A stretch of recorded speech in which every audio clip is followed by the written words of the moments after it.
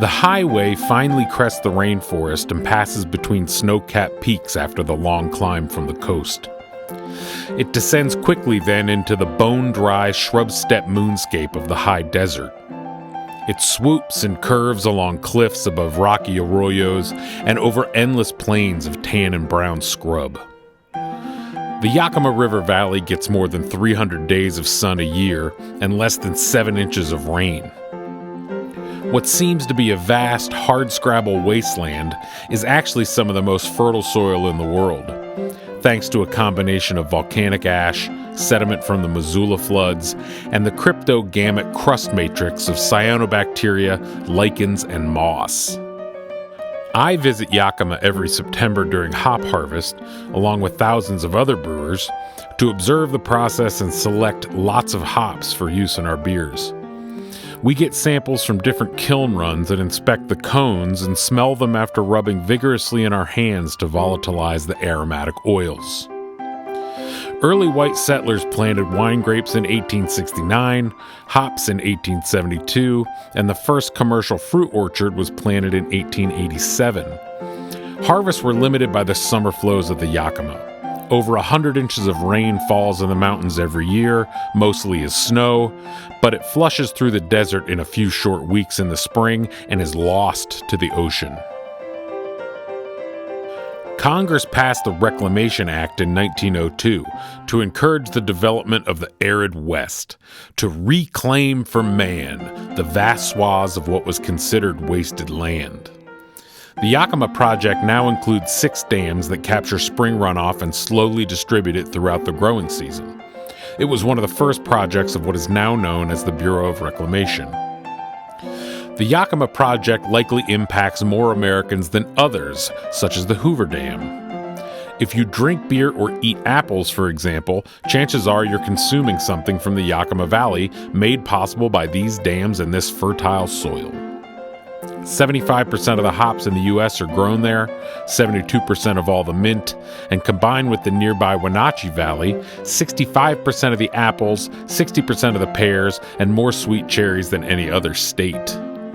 As the Department of Interior says, the Yakima project is an economic giant. During my visits, I get to hang out with hop farmers, hop breeders, scientists, processors, and brewers.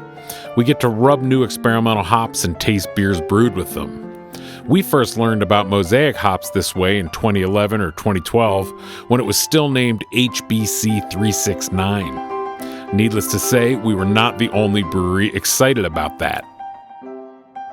At Hop Selection, we get wined and dined, and it makes me feel like part of a community, whatever that means, and it always rejuvenates my faith in craft beer, whatever that means.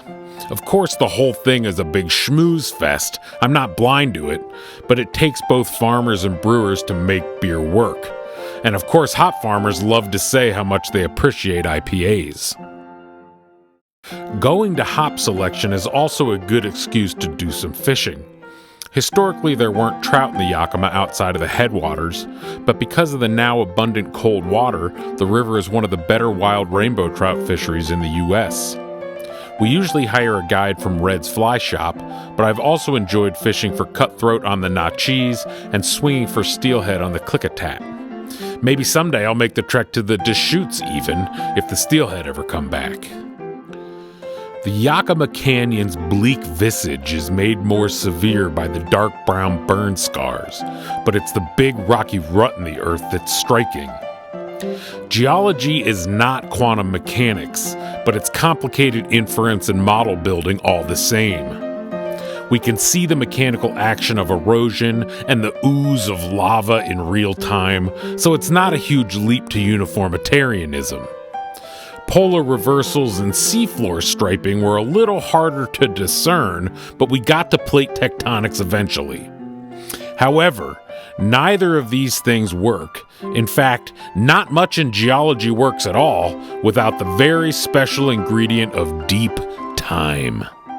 And that's the thing that's hard for us to get our collective heads around. It's hard because we live in extremely shallow time. Our time is like the wet spot next to the puddle on the deck by the shallow end of the kiddie pool.